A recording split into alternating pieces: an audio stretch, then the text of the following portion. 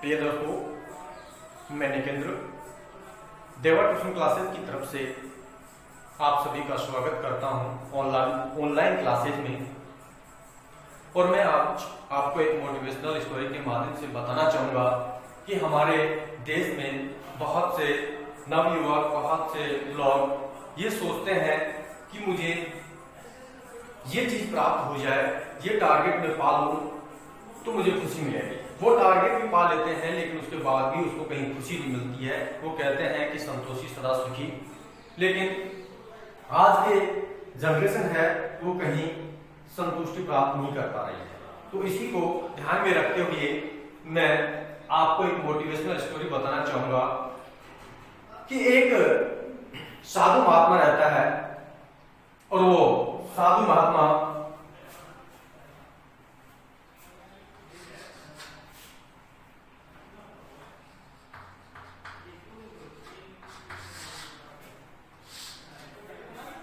अपने शिष्य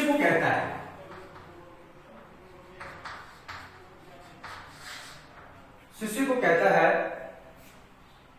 कि शिष्य, आज क्यों ना हम हमारे गांव के आसपास की जो बस्ती है उस बस्ती का निरीक्षण करें।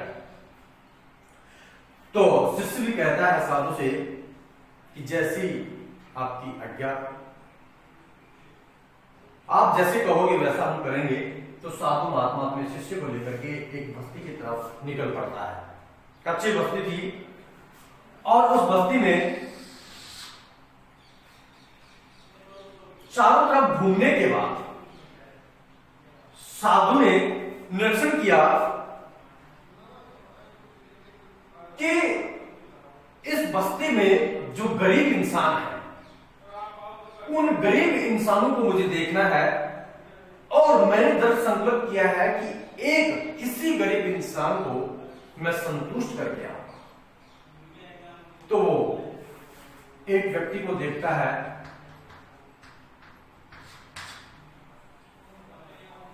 कि वो व्यक्ति नाच रहा है, बाल बिखरे हुए, कपड़े फटे हुए और बिल्कुल गरीब वेशभूषा में इन साधु महात्मा को दिखाई दिया। तो साधु महात्मा ने सोचा कि मैं इससे ज्यादा गरीब व्यक्ति नहीं देख पाऊंगा। तो वो इस व्यक्ति के पास में जाता है और कहता है कि महाराज, आप यहां, व्यक्ति के पास में आया तो व्यक्ति ने कहा कि महाराज आप यहां। तो साधु महात्मा ने कहा कि मैं देख रहा हूं कि आपकी हालत बहुत ज्यादा नाजुक है। एक काम करो, ये सोने का सिक्का लो आप, और इस सोने के सिक्के से आप अपनी जिंदगी बढ़िया तरीके से जियो। साधु महात्मा ने गरीब व्यक्ति को सोने का सिक्का दिया और सोने का सिक्का लेकर के और खुशी के मारे कुछ नाच लगा। तभी पास में एक गंदी नाली थी, उसमें सिक्का गिर जाता है। जैसे सिक्का गिरा तो वो गंदी नाली में हाथ दे जाता है। गंदी नाली में हाथ दे रहा था, तभी साधु महात्मा ने पीछे मुड़ के देखा कि गरीब इंसान का सिक्का हो सकता है कि इस गंदी नाली में गिर गया हो।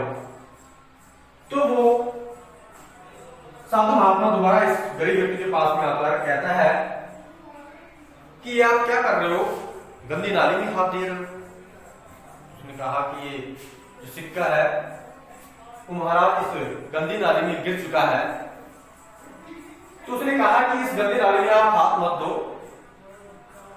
ये दूसरा सिक्का ले लो सोने का और आप खुशी से अपना जीवन जियो। तो साधु महात्मा जैसे सिक्का लेकर के दूर चले जाते हैं, उसके बाद में सोचा कि ये सिक्का तो मेरे हाथ में है, वो जो नाली में पड़ा हुआ सिक्का है वो मिल जाए तो थोड़ा वो बढ़िया हो जाएगा।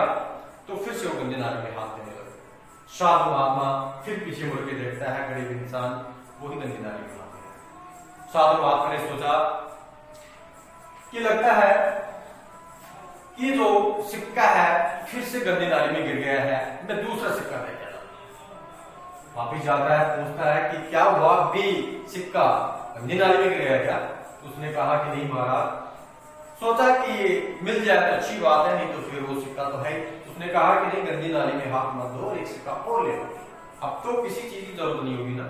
उसने कहा कि नहीं महाराज, आपकी करता है, किसी चीज की कोई जरूरत नहीं पड़ेगी। अब साधु महात्मा बहुत आगे निकल जाता है। उसके बाद में गरीब इंसान फिर से वो गंदी नाली में हाथ दे रहा है।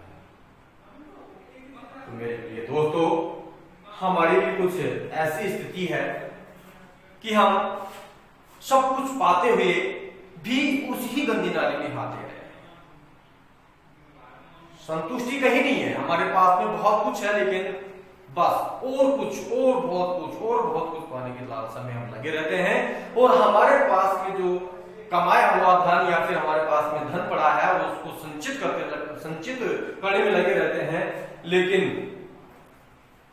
हमें खुशी नहीं मिल पाती है।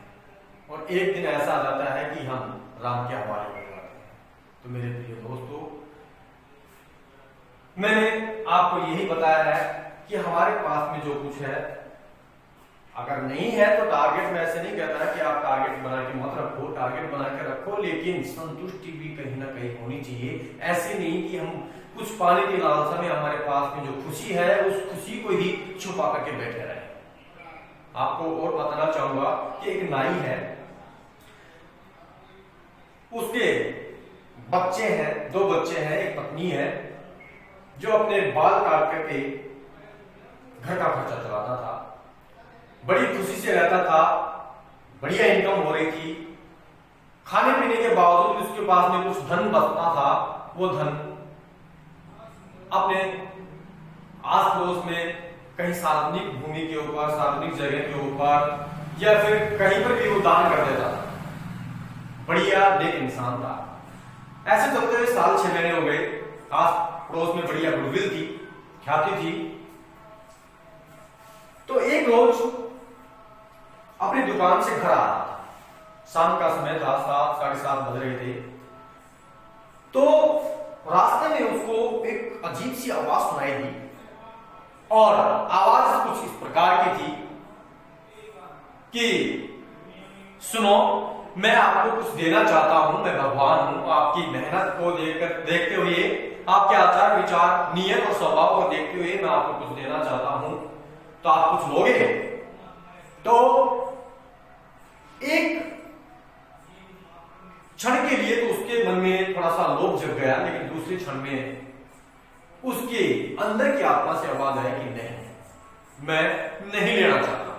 तो उसने फिर कहा भगवान ने कि नहीं, मैं आपको 7 सोने के सिक्के भरे हुए देना चाहता हूं, क्या आप लोगे?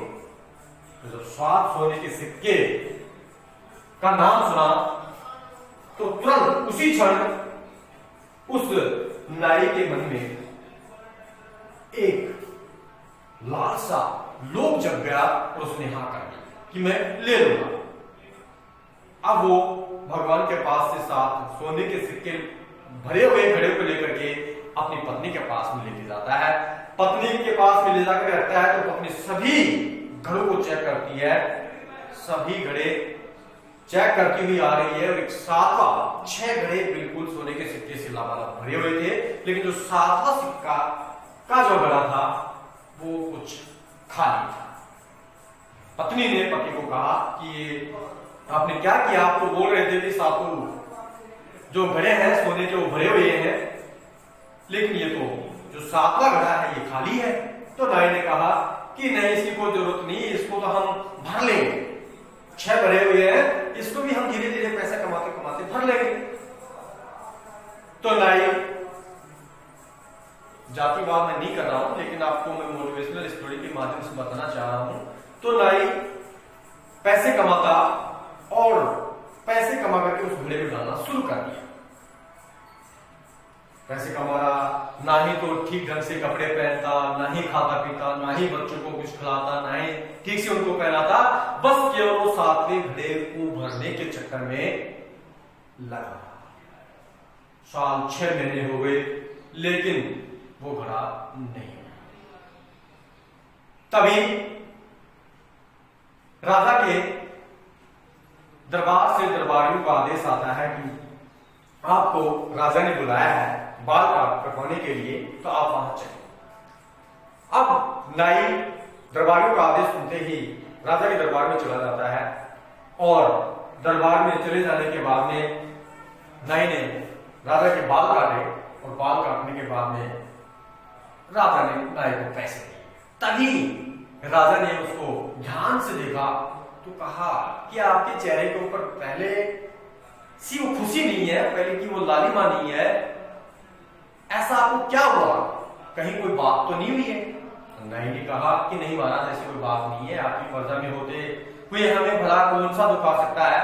नहीं, राजा ने जिद कर लिया कि मुझे बताना ही होगा, ऐसी तो बात हो ही नहीं सकती, मैंने पहले कभी आपको ऐसा देखा ही नहीं, आपके तो चेहरे के ऊपर ऐसी मायूसी नजर आ रही है जो कुछ बता रही है स्पष्ट कि कुछ ना कुछ दुख है। तो नाई ने बिना बात छुपाए बताया, महाराज समस्या कुछ नहीं, भगवान ने मुझे 7 सोने के सिक्के घड़े भरे हुए दिए थे, उसमें से 7वां जो घड़ा है सोने का भरा हुआ है वो खाली है, बस उसी को भरने के चक्कर में लगा हुआ हूं, बस वो भर जाए उसके बाद में खुशी से रहेंगे, खुशी से वही जो पहले हम करते थे दान धर्म वगैरह सब यही करते रहेंगे, लेकिन वो भरने में नहीं आ रहा। तो राजा ने कहा कि वो 7वां सोने का सिक्का जो घड़ा है भरा हुआ नहीं है, आप भरने के चक्कर में लग रहे हो, वो वास्तव में घड़ा नहीं है, वो तो भगवान ने आपकी परीक्षा ली है कि आप किस प्रकार से अपने पैसों को देख करके जीवन को व्यतीत करोगे, वो तो भगवान आपकी परीक्षा ले रहा है, वो साक्षात लोभ है, लालच है, वो लोभ और लालच का घड़ा वो कभी भर नहीं सकता,